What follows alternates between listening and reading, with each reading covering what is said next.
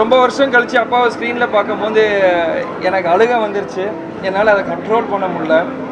விஜய் அண்ணனுக்கு வந்து அப்பா வந்து அண்ணன், ஸோ அவர் வந்து அண்ணான்னு கூப்பிடுறாரு, அவ்வளோதான். இதில் ஒன்றும் பெருசாக நம்ம பார்க்கறதுக்கு ஒன்றும் இல்லை. இது வரைக்கும் எந்த நடிகருக்குமே 100வது படம் ஓடினது இல்லை. உண்மையை சொல்றாங்க. நான் பல இயக்குநர்களுக்கு பல தயாரிப்பாளர்களுக்கு நான் சப்போர்ட் பண்ணிட்டு இருக்கேன். நிறைய பேருக்கு நன்றியா இல்லை. இந்த படம் எடுக்கும் போது நான் பிறக்கல, அண்ணன் தான் பிறந்திருந்தாங்க.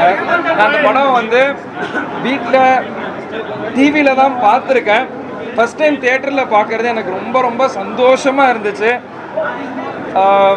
அப்பாவை ரொம்ப அழகாக காமிச்சிருக்கீங்க சார். ஹலோ, அவர் உண்மையிலேயே அழகுப்பா. இல்லை, கரெக்டு. பட் நான் எங்கள் அப்பாவை வந்து வீட்டில் பார்த்த விதம் வேறு, பட் சினிமாவில் பார்த்த விதம் கண்டிப்பாக வேறு. எல்லாரும் சொன்ன மாதிரி அந்த டயலாக்ஸ் எல்லாமே ரொம்ப கேப்டனோட டயலாக் டெலிவரி யாருமே பேச முடியாதுங்க ஐயா. டயலாக் டெலிவரி, மாடுலேஷன் எல்லாருமே வந்து அந்த ஓப்பனிங் ஃபைட்டை ரொம்ப என்ஜாய் பண்ணி இப்போவும் பார்க்குறாங்க. இப்போ இருக்க 2K கிட்ஸாக இருக்கட்டும், அப்போ இருந்த 90s இருக்கட்டும், எல்லாருமே இன்னமும் இந்த படத்தை ரொம்ப என்ஜாய் பண்ணி பார்க்குறாங்க. டைலாக்ஸாக இருக்கட்டும், சாங்ஸாக இருக்கட்டும், ஃபைட்டாக இருக்கட்டும், ரொம்ப நல்லா பண்ணியிருக்காரு சார். நான் இந்த படத்தை 90s எடுத்தாங்கன்னு சொன்னால் நம்பவே முடியாது. ஏன்னா அப்போவே வந்து இவ்வளோ டெக்னாலஜி, இவ்வளோ கிறிஸ்பாக, இவ்வளோ ஷார்ப்பாக எடுத்திருக்காரு. இப்போ இந்த படம் பார்த்தா கூட போர் அடிக்கலை. என்ன இப்போ இருக்கிற ஹீரோவாக கேட்டிங்கன்னா இந்த மாதிரி படம் இன்னும் நிறைய டைரக்டர்ஸ் எடுக்கணும், இந்த மாதிரி இன்ட்ரெஸ்டிங்காக கொண்டு வரணும்னு தான் நான் ஆசைப்படுவேன். ரொம்ப வருஷம் கழித்து அப்பாவை ஸ்க்ரீனில் பார்க்கும்போது எனக்கு அழுக வந்துருச்சு. என்னால் அதை கண்ட்ரோல் பண்ண முடியல. இந்த மாதிரி இன்னும் நிறைய அப்பாவோட படத்தை எனக்கு ஸ்க்ரீனில் பார்க்கணுன்னு ரொம்ப ஆசையாக இருக்குது சார். எப்பவுமே வந்து சார் வந்து கேப்டன் சொல்லுவாங்க. நேற்று வந்து ஒரு பெரிய விஜய் சார் என்ன சொல்ல அண்ணான்ட்டாரு. அது எப்படி நீங்கள் பார்க்குறீங்க? எனக்கு இருந்தாலும் அவங்க பேசாமல் இருக்குது. அண்ணா மதுரையில் விஜய் அண்ணனுக்கு வந்து அப்பா வந்து அண்ணன், ஸோ அவர் வந்து அண்ணான்னு கூப்பிடுறாரு, அவ்வளோதான். இதில் ஒன்றும் பெருசாக நம்ம பார்க்குறதுக்கு ஒன்றும் இல்லை. அப்பா வந்து விஜய் சாரை சின்ன வயசுலேருந்து பார்த்துருக்காரு, அதனால விஜய் அண்ணன் வந்து அப்பாவை அண்ணன் கூப்பிட்டு பழகிருக்காரு, அதனால அண்ணன் சொல்லிட்டாங்க, அவ்வளோதான். இல்லை, விஜய் சார் ரசிகர்லாம் வந்து எங்களெல்லாம் வந்து கவர்ந்து இழுக்கிறாருன்னு சொல்லிட்டு ஒரு விஷயம் போயிட்டு இருக்கு. புரியல, எங்களெல்லாம் கவர்ந்து இழுக்குன்னு சொல்லிட்டு போயிட்டு இருக்கு. விஜய் சார் வந்து விஜயகாந்த் ஃபேன்ஸை வந்து கவர்ந்து இழுக்கிறாருன்னு சொல்லிட்டு போயிட்டு இருக்கு. எப்படி பார்க்குறீங்க? மாத்தாதப்பா, இந்த படத்தை பற்றி பேசுப்பா. அப்பா வந்து எல்லாரும் மக்கள் சொத்து. அப்பா படத்துலேயே சொல்லியிருக்காரு, மக்கள் திருப்பி மகேசன் திருப்புன்ட்டு. ஸோ அது மக்கள் சொல்ல போகிறாங்க, யார் இழுக்கிறாங்க இது அதெல்லாம் அங்கே எதுவுமே கிடையாது. இப்போ கேப்டன் பிரபாகர் ரீரிலீஸ்க்காக வந்திருக்கோம், அப்பாவை கொண்டாட வந்திருக்கோம். அதனால நம்ம அதை மட்டும் பார்ப்போம்.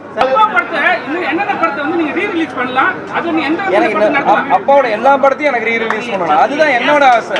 ஒன்றுன்னு கிடையாது. அப்போட மொத்த படத்தையும், மொதல் படத்துலேருந்து கடைசி படம் வரைக்கும், என் படம் நான் என் கூட நடிச்சிருக்கேன், அந்த படம் வரைக்குமே எனக்கு ரீரிலீஸ் பண்ணணும் தான் ஆசை. இப்போ பார்க்கும்போது இந்த கேப்டன் பிரபாகரன் படம் பிரம்மாண்டமாக இருக்கு.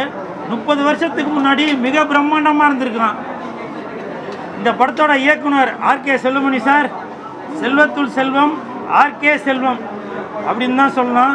அந்த அளவுக்கு இந்த படத்தை மிக பிரம்மாண்டமாக, ஏன்னா நான் பிறக்கிறதுக்கு முன்னாடி சந்திரலேகா, அலிபாபா 42, ஸோ இந்த மாதிரி படங்கள் தான் பிரம்மாண்டமான படம் அப்படின்னு சொல்லிட்டு இருந்தாங்க. ஆனால் நான் பிறந்ததுக்கப்புறம் 91 இந்த படம் தான் மிக பிரம்மாண்டமான படம் அப்படின்னு சொல்லி நான் பேப்பரில் நியூஸ்லலாம் வந்ததை பார்த்தேன். ஸோ இந்த ஹோல் டீமுக்கும் மனமார்ந்த வாழ்த்துக்கள். நான் உங்கள் கூட மரியாதை படத்தில் நடித்தேன், ஒரு சீன் தான் நடித்தேன். இப்போ வரைக்கும் அந்த சீனு ஃபேஸ்புக்கில், இன்ஸ்டாகிராமில் அப்படியே வந்துகிட்டே இருக்குது. சமீபத்தில் உங்களுடைய மகன் சண்முக பாண்டியன் நடித்த படத்தில் கூட ஓப்பனிங்கில் படைத்தலைவன் ஓப்பனிங்கில் நீங்கள் வந்து சாப்பாட்டுக்காக நான் கஷ்டப்பட்டேன், யாருமே இனிமேல் சாப்பாட்டுக்கு கஷ்டப்படக்கூடாது அப்படின்னு சொல்லி உங்களை பற்றி ஒரு 2 வரிகள் போடுவாங்க. அதில் கூட அந்த மரியாதை படத்தில் வர வரிகள் அதில் அந்த சீன் அதில் போட்டு காட்டியிருக்கீங்க. கேப்டன், நீங்கள் மறைந்தாலும் இன்றும் பலரது மனதில் இருந்து கொண்டு தான் இருக்கீங்க. எந்த ஒரு நடிகருக்குமே கிடைக்காத பாக்கியம் அவருடைய 100வது படம், கேப்டனோட 100வது படம் ஓடி இருக்கு. இது வரைக்கும் எந்த நடிகருக்குமே 100வது படம் ஓடினதில்லை. அப்படி பெருமைக்குரிய நடிகர் நீங்கள். கேப்டன்னால வாழ்ந்தவங்க, இன்னமும் வளர்ந்துட்டு இருக்கவங்க நிறையா பேர். கேப்டன், உங்களுடைய புகழ் எப்பவுமே வளர்ந்து கொண்டே தான் இருக்கும். நீங்கள் விட்டு சென்ற பாதை பல பேர் அதை தொடர்ந்துக்கிட்டே தான் இருப்பாங்க. அதே மாதிரி இப்போ கேப்டன் அவர்கள் விட்டு சென்ற பாதை பல பேர் பின்தொடர்ந்து வராங்க. அதில் ஒருத்தர் தான் லெஜண்ட் சரவணன் அவர்கள். சிரிக்காத, சிந்திக்கணும், புரியுதா? சிந்திக்கணும். இன்னைக்கு கேப்டன் சொல்லி கொடுத்த பாதையை பல பேர் பயன்படுத்தி இன்னைக்கு அவங்க முன்னுக்கு வந்துட்டு இருக்காங்க. அந்த மாதிரி நான் சமீபத்தில் லெஜண்ட் அவர்களை சந்திக்கக்கூடிய சூழ்நிலை அமைஞ்சது. அப்போ நான் அவரை பார்க்குறப்போ அப்படியே எனக்கு அவர் மாதிரி கண் கலங்கிருச்சுங்க. அவரை பார்க்க வரவங்க சாப்பிட்டுட்டு தான் போகணும் அப்படின்னு ஒரு கட்டளை வைக்கிறாரு. அவர் கூட இருக்க பவுன்சர்ஸ் கண்டிப்பா நீங்க சாப்பிட்டு தாங்க போகணும் அப்படின்னு சொல்றாரு. இது வந்து கேப்டனோட வீட்டுக்கு போனாக்க அவர் சாப்பிட சொல்லிட்டு தான் அனுப்புவாராம். நான் அது கேள்விப்பட்டிருக்கேன். அந்த வரிசையில் கேப்டன் ஆமா சாப்பிட்டேன், எல்லாமே சாப்பிட்டேன். பறக்கிறது, தாவுறது, குதிக்கிறது எல்லாமே நான் தான் சொல்றேன். அந்த கேப்டன் அதே நானே சொல்லிடுறேன் சார், கேளுங்க. காரணம் என்னன்னாக்க எம்ஜிஆர் ஐயா அவர்கள் எப்பவுமே அவரோட வீட்டுக்கு போனாக்கா சாப்பிட்டுட்டு தான் போகணும் அப்படின்னு சொல்லுவாராம். அதன் பிறகு கருப்பு எம்ஜிஆர் என்று அழைக்கப்படும் கேப்டன் அவர்களும் அவங்க வீட்டுக்கு போனாக்கா சாப்பிட்டுட்டு தான் போகணும்னு சொல்லுவாங்க.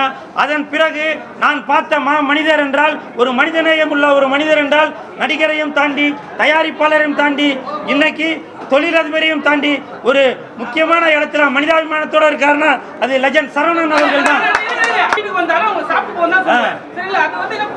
அதுதான் என் வீட்டுக்கு வந்தா கூட நான் சாப்பிட்டு தான் போக சொல்லுவேன். புரியுதுங்களா? என் வீட்டுக்கு வந்தா கூட நான் சாப்பிட்டு தான் போக சொல்லுவேன். ஆனால் இவரே 100 பேர் வந்தாலும் சாப்பிட்டுட்டு போங்க அப்படின்னு சொல்லி ஒரு மனிதநேயத்தோட இருக்கிறாரு. அந்த ஒரு மனிதனை இப்ப கூட நீங்க நினைக்கலாம் ஏதோ இவர் சரவணா ஸ்டோர்ல போனாங்க ஏதோ கட்ட போய் கொடுப்பாங்களா அதுக்காக வந்து பேசிட்டு இருக்காரு போல. உண்மையை சொல்றாங்க, நான் பல இயக்குநர்களுக்கு பல தயாரிப்பாளர்களுக்கு நான் சப்போர்ட் பண்ணிட்டு இருக்கேன். நிறைய பேருக்கு நன்றியா இல்ல. இப்ப சொல்றேன், கருப்பு எம்ஜிஆர் நமது கேப்டன் அவர்களுக்கு பிறகு இன்றும் வாழ்ந்து கொண்டிருக்கும் இந்த அவர்கள் தான். இன்னும் ஒரு வருஷத்துல பாருங்க மிகப்பெரிய ஒரு மனிதராக இந்த லெஜண்ட் அவர்கள் வருவாங்க. வரலன்னா பாருங்க. என்ன சார் கேட்டீங்க? ஆமா, இவர் சிகப்பு எம்ஜிஆர், கருப்பு எம்ஜிஆர் இரண்டும் கலந்ததுதான் இந்த லெஜண்ட் சரவணன் அவர்கள்.